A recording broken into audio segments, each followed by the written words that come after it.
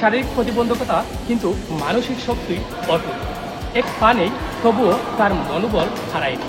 চুয়াডাঙ্গার বাগানপাড়া থেকে উঠে আসা ব্যাডমিন্টন কোচের গল্প শুধু অনুপ্রেরণা নয়, এক সংগ্রামের অধ্যায়। যে মানুষটি এক পা হারিয়েও স্বপ্ন দেখানো বন্ধ করেনি, তিনি কোচ সবুজ আহমদ। আসসালামু আলাইকুম রহমতুল্লাহ। আমি কোচ জায়েদ আহমদ। আজ আপনাদের সামনে তুলে ধরতে চাই এক অনন্য সাহস ও অনুপ্রেরণার গল্প, চুয়াডাঙ্গার বাগানপাড়ার ব্যাডমিন্টন প্রেমী সবুজের কথা। এক সময় সবুজ ছিলেন দারুণ প্রতিভাবান একজন ব্যাডমিন্টন খেলোয়াড়। তার স্বপ্ন ছিল খেলার শীর্ষ পর্যায়ে পৌঁছানো। দিনরাত কঠোর পরিশ্রম করতেন, কিন্তু এক দুর্ঘটনা তার জীবনটাই পাল্টে দেয়। তিনি হারান তার এক পা।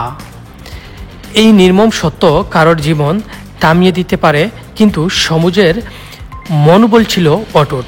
তিনি তার স্বপ্নকে থামতে দেননি, বরং নতুন করে স্বপ্ন দেখালেন, শুধু নিজের জন্য নয়, বরং তার গ্রামের তরুণদের জন্য।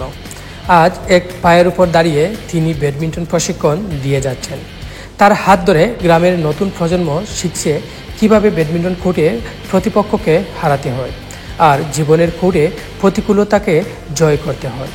সবুজের সাহসিকতা ও দায়িত্ববোধ সত্যি অতুলনীয়। তার প্রতিটি প্রশিক্ষণ যেন জীবনের পাঠ।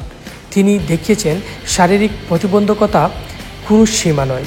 যদি ইচ্ছাশক্তি দৃঢ় থাকে, তবে যে কোনো চ্যালেঞ্জ জয় করা সম্ভব। সবুজের এই অদম্য স্পৃহা শুধু তার ছাত্রদের জন্য নয়, বরং আমাদের সবার জন্য এক অনুপ্রেরণার প্রতীক।